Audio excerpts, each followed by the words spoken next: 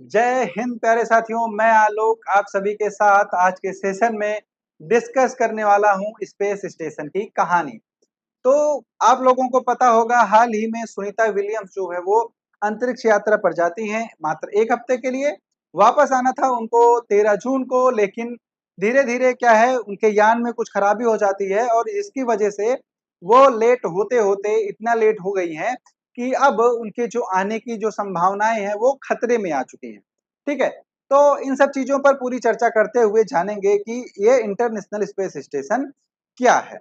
तो आपको पता होगा कि 5 जून को सुनीता विलियम्स क्या है, बोइंग और नासा के संयुक्त रूप से बनाए गए जो स्पेस मॉड्यूल है स्टारलाइनर, इसके सहायता से जाती हैं अंतरिक्ष में। ये क्या है आपका स्टारलाइनर है, तो स्टारलाइनर से ये जाती हैं और इसके बाद ये स्पेस स्टेशन पहुंचती हैं। अगर बात करें यहाँ पर स्पेस स्टेशन की, तो देखिए स्पेस स्टेशन जैसे आप कहीं पर जा रहे हैं, ठीक है? आप रास्ते से जा रहे हैं, अचानक से बारिश शुरू हो जाती, तो आप कहीं रुक जाते हैं या फिर आपकी अचानक से गाड़ी खराब हो गई, तो आप दुकान ढूँढ के कहीं रुक जाते हैं या फिर अपनी गाड़ी कहीं खड़ी करके पैदल जा सकते हैं, ठीक है? लेकिन आप सोचिए ज़रा कि अगर आप धरती को छोड़कर आप अंतरिक्ष में गए हैं और वहाँ पर आपके साथ कुछ हो जाए, आपकी गाड़ी खराब हो जाए, तो आप क्या करेंगे? तो सेम यही घटना जो है घट गई है सुनीता विलियम्स के साथ। स्टारलाइनर से ये जो गई थी, स्टारलाइनर में जो थ्रस्टर्स लगे थे जिसमें हीलियम भरी गई थी, उस हीलियम में थोड़ी-सी लीकेज हो जाती है जिसकी वजह से वापस आने के लिए यान जो है वो पूर्ण रूप से ठीक नहीं है। तो ऐसे में ये कहाँ है? स्पेस स्टेशन पर रुकी हुई हैं। तो पूरी कहानी जानेंगे आज स्पेस स्टेशन की। सुनीता विलियम्स के साथ क्या हुआ है ये डिस्कस हो चुका है, लिंक डिस्क्रिप्शन में है। अगर आपने वीडियो को नहीं देखा है तो ज़रूर देखें। आपको यकीन मानिए बहुत अच्छा लगेगा, सब कुछ वहाँ पर एकदम अच्छे से एक्सप्लेन किया गया है। ठीक है? तो बात करें अंतरिक्ष में रहने की, तो सबसे पहले जो केपलर थे, केपलर ने बताया था कि जो रहने योग्य ग्रह हैं, वो पृथ्वी के अलावा भी बहुत सारे ग्रह हो सकते हैं। तो ऐसे में लोगों में उत्सुकता जगी और 1971 में रूस ने एक स्पेस स्टेशन को लॉन्च किया जिसका नाम था साल्यूट। ठीक है? 1971 में साल्यूट को लॉन्च किया जाता है। इसमें 3 एस्ट्रोनॉट जो है वो जाते हैं। वो 24 दिन तक अंतरिक्ष में रहते हैं, लेकिन वापस आते टाइम साल्यूट में कुछ खराबी हो जाती है और इन तीनों अंतरिक्ष यात्रियों की मृत्यु हो जाती है। अमेरिका भी पीछे नहीं रहने वाला, वो भी क्या करता है कंपटीशन में लॉन्च कर देता है 1973 में अपने पहले स्पेस स्टेशन स्काई लैब को। इसके बाद फिर मीर नामक एक स्पेस स्टेशन और लॉन्च किया जाता है किसके द्वारा? रूस के द्वारा। इसके बाद अमेरिकी राष्ट्रपति रोनाल्ड रीगन जो है वो आते हैं, वो नासा को जिम्मेदारी देते हैं कि अंतरिक्ष में एक स्पेस स्टेशन बनाया जाए। लेकिन अब इतनी बड़ी चीज की जिम्मेदारी नासा अकेले नहीं उठा सकती थी। उसने बहुत सारी अंतरिक्ष एजेंसियों के साथ कोलैबोरेशन किया और सबको जोड़कर उसने क्या किया? आईएसएस के निर्माण का जो है कार्यक्रम शुरू किया। ठीक है? अब ये कार्यक्रम भी बहुत सारे फेज में कंप्लीट होता है। तो पहली बार क्या हुआ था? पहली बार बहुत सारा सामान था जिसको अंतरिक्ष में ले जाना था, तो उसको ले जाकर सबसे पहले कहाँ रखा गया? जो रूस का आईएसएस था मीर, मीर पर ले जाके उसको रखा गया। फिर फेज 2 में कुछ और सामान को क्या किया गया? रॉकेट के जरिए कैप्सूल्स में रख के लॉन्च किया गया अंतरिक्ष में। उसके बाद सारे अंतरिक्ष यात्री स्पेस में जाते हैं और निर्माण करना शुरू करते हैं किसका? निर्माण करना शुरू करते हैं आईएसएस का। और उसके बाद आईएसएस बनके निर्मित हो जाता है और निर्मित होने के बाद जब पूरा असेंबल हो जाता है, तो अब बारी आती है कि इसमें एंट्री कौन करेगा सबसे पहले। तो यहाँ पर एस्ट्रोनॉट्स जो है वो समझदारी दिखाते हैं और आप यहाँ पर देखेंगे तो ये जो फ़ोटो आपको यहाँ पर दिख रही है, मैं साइड हो जाता हूँ, ये फ़ोटो आपको दिख रही होगी। इसमें एक क्या है अमेरिका के हैं और एक रसिया के हैं, रॉबर्ट डोनाल्ड और कौन है? सेर्गेई क्रिकालेव, ये 2 लोग हैं, ठीक है? तो ये 2 अंतरिक्ष यात्री हैं जो स्पेस स्टेशन में पहली बार एक साथ कदम रखते हैं और इसके बाद ये सिलसिला चल पड़ता है। पुर्जे खराब होते हैं, उनको बदला जाता है, चीज़ें वहाँ पर भेजी जाती रहती हैं, चीज़ों को असेंबल किया जाता रहता है, तो ये प्रक्रिया आज तक अभी चल रही है, ठीक है? चलिए, अब बात करें स्पेस स्टेशन की, तो स्पेस स्टेशन क्या है? तो मेरे दोस्त, स्पेस स्टेशन एक बेडरूम की तरह है, ठीक है? एक घर की तरह है जिसमें 5 बेडरूम हैं और उसमें कुछ साइंस लैबोरेटरी है और उसमें बाथरूम है और उसमें कुछ और जगहें हैं, एक रोबोटिक आर्म है, एक कीबो है, एक एक 6 खिड़कियों वाला एक कमरा है जहाँ से पृथ्वी जो है वो हमेशा आप देख सकते हैं, ठीक है? तो ये सारी चीज़ें यहाँ पर हैं, ठीक है? अब बात करें अगर इसकी, तो ये कहाँ पर स्थापित किया गया है? तो इसको स्थापित किया गया है लो अर्थ ऑर्बिट में, यानी कि निम्न भूकक्षा में, जिसकी ऊँचाई 400 या फिर 300 से 400 किलोमीटर होती है और ये लगभग 28,000 किलोमीटर पर घंटे की गति से पृथ्वी की परिक्रमा कर रहा है और 24 घंटे में 16 चक्कर ये पृथ्वी के लगा देता है, ठीक है? तो चलिए आगे बढ़ेंगे। आगे क्या है कि एक खिड़की है जहाँ से हर वक्त पृथ्वी दिखती है, मैंने आपको बताया। लेकिन एक बार बात कर लेते हैं कि इसमें जो मेन कंपोनेंट है वो कौन से हैं? तो आईएसएस जो है आपका वो 8 मेन कंपोनेंट से मिलकर बना है। पहला है डॉकिंग पोर्ट। डॉकिंग पोर्ट मतलब आप एक तरह से बस अड्डा समझ लीजिए या फिर आप रेलवे स्टेशन समझ लीजिए। जहाँ पर बस आकर खड़ी होती है या फिर ट्रेन आकर खड़ी होती है, ठीक? तो अब यहाँ पर एक प्रश्न उठता है कि अंतरिक्ष में बस कहाँ घूम रही है? तो अंतरिक्ष की बस जो है वो हो जाती है स्पेस शटल। जो स्पेस शटल नीचे पृथ्वी से भेजी जाती हैं, वो जाकर कहाँ पर लगती हैं? डॉकिंग पोर्ट पे। वहाँ ये डॉकिंग पोर्ट में जब जुड़ जाती हैं तो एस्ट्रोनॉट फिर आईएसएस में एंट्री करते हैं। दूसरा मेन कंपोनेंट है सोलर पैनल। सोलर पैनल क्या है मेरे दोस्त? आप सबको पता होगा। ये क्या काम करता है? ये इंटरनेशनल स्पेस स्टेशन को एनर्जी देने का काम करता है, ठीक है? उसके बाद क्या है? ट्रस। ट्रस जो है वो एक तरह से बीम है जिसमें बहुत सारे कंपोनेंट्स आपस में जुड़े हुए हैं, ठीक? उसके बाद साइंस लैब है जिसमें अमेरिका, रूस, जापान, यूरोप इन सब की अपनी-अपनी लैब्स हैं, ये यहाँ पर क्या करते हैं?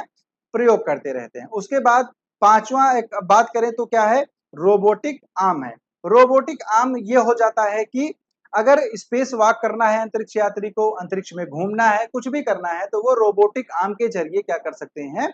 बाहर निकलकर घूम सकते हैं। उसके बाद क्या है? एयर लॉक है। एक एयर लॉक क्या होता है? तो एयर लॉक ये है जो अंतरिक्ष और स्पेस स्टेशन के बीच में एक खिड़की या फिर दरवाजा है। अगर आपको अंतरिक्ष में जाना है तो आप एयर लॉक को ओपन करके अंतरिक्ष में जा सकते हैं। क्लियर? तो ये चीज़ें यहाँ पर मेन कंपोनेंट की बात हो जाती है। उसके बाद बात करें कीबो की, तो कीबो क्या है? कीबो अमेरिका का मॉड्यूल है, ठीक है? इसमें क्या है? लैब है, लॉजिस्टिक स्पेस है, रोबोटिक आर्म है, बाहरी प्लेटफ़ॉर्म है, तो इसका नाम क्या रखा गया है? कीबो रखा गया है।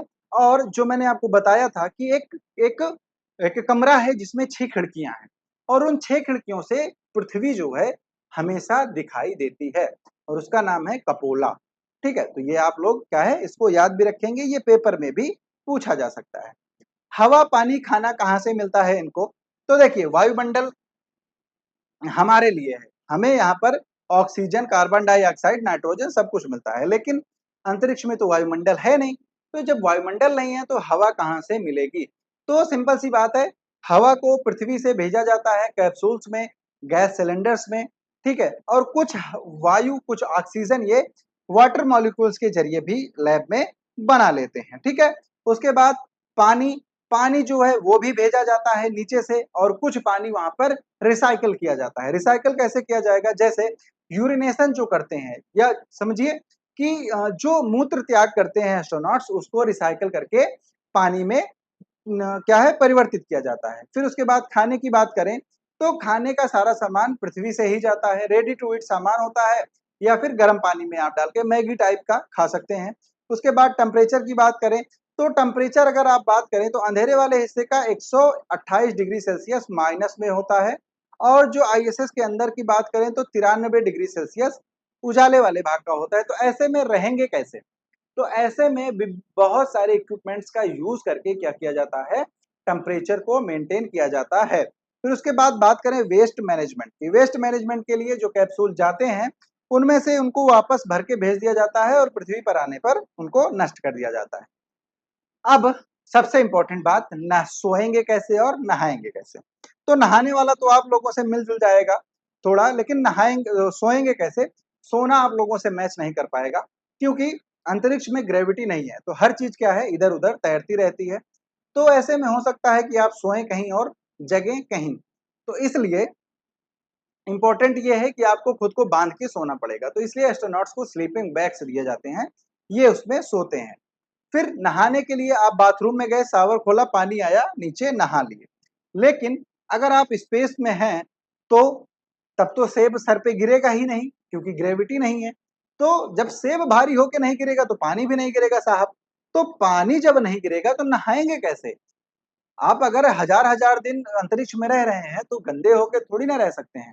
वो बात अलग है कि वहाँ धूल-मिट्टी ये सब चीज़ें अभी उतनी नहीं है, जितना हमने पृथ्वी पर फैला दिया है।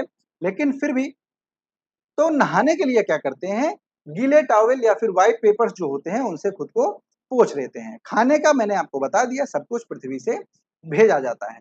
फिर सबसे इम्पोर्टेंट और इंटरेस्टिंग बात करें, तो स्पेस स्टेशन पर जो उम्र है, वो थोड़ा धीरे बढ़ती है। क्यों? क्योंकि एक थ्योरी है अल्बर्ट आइंस्टीन की टाइम डायलेशन की। इन्होंने बताया कि जो समय का प्रवाह है, जो समय चलता है, वो अलग-अलग ग्रहों पर या फिर अंतरिक्ष में अलग-अलग स्पीड से चलता है। समय जो चलता है वो ग्रहों के घनत्व पर भी निर्भर करता है। तो पृथ्वी पर अगर आप हैं और अगर आप स्पेस स्टेशन पर हैं, आप अगर लगातार 15 साल स्पेस स्टेशन से रहकर आते हैं, तो आपकी एज जो है वो 1 सेकंड कम हो जाएगी पृथ्वी पर रहने वाले व्यक्ति से, ठीक है? चलिए, तो 16 साल तक अगर आप रहते हैं तो 1 सेकंड जो आपकी एज है वो कम हो जाएगी। टाइम डायलेशन की थ्योरी जो है वो मैंने आपको समझा दी, ठीक है? अब बात कर लें आईएसएस के अंत की। तो आईएसएस का अंत जो है वो जल्दी ही होने वाला है। 2031 तक पृथ्वी पर इसको लाके गिरा दिया जाएगा। गिराया कहाँ जाएगा? प्रशांत महासागर में, जिसको हम क्या बोलते हैं? स्पेसक्राफ्ट का कब्रिस्तान बोलते हैं। क्यों? क्योंकि जितने भी स्पेसक्राफ्ट होते हैं उनको गिराया कहाँ जाता है? लाके प्रशांत महासागर में गिराया जाता है। तो इसको हम गिरा क्यों रहे हैं? तो गिराने का सिंपल सा रीज़न ये है कि अब देखिए, इसको पहली बात तो फंडिंग्स की ज़रूरत होती है, ठीक है? तो अमेरिका लगातार फंडिंग देता है, बाकी देश भी देते हैं। लेकिन अब क्या है कि बाकी देश भी अपना-अपना स्पेस स्टेशन बनाने की सोच रहे हैं। तो ऐसी स्थिति में क्या हो जाता है कि अब क्या होता है कि अब इसको गिराना क्या हो जाएगा? मजबूरी हो जाएगी। जब फंडिंग्स नहीं मिलेंगी तो ऑपरेशन कैसे चलेंगे? ठीक? अब अगर यहाँ पर बात करें बाकी देशों की, तो जैसे आप भारत की ही बात करें, तो भारत ही 2035 तक अपना खुद का स्पेस स्टेशन तैयार करने वाला है। ऐसे में रूस अपना तैयार कर रहा है, चीन अपना तैयार कर रहा है, जापान अपना तैयार कर रहा है, यूरोपीय देश अपने स्पेस स्टेशन बना रहे हैं। तो ऐसे में आईएसएस जो है वो एक कंबाइंड प्रोजेक्ट है, तो अब इसका जो वैल्यू है, वो उतनी नहीं रह जाती है। ठीक है? क्लियर? तो ये पूरी थी आईएसएस की कहानी, ठीक है? तो आई होप सेशन आपको अच्छा लगा होगा। माना कि लाइव नहीं है, तो यहाँ पर कमेंट्स जो है वो नहीं आते हैं, लेकिन आप लोग अगर कोई भी क्वेरी है, कमेंट कीजिए, बिल्कुल आपकी क्वेरी को रिज़ॉल्व किया जाएगा और बाकी चीज़ों के साथ मिलते हैं अगले सेशन में। तब तक के लिए आप सभी को जय हिंद, जय भारत।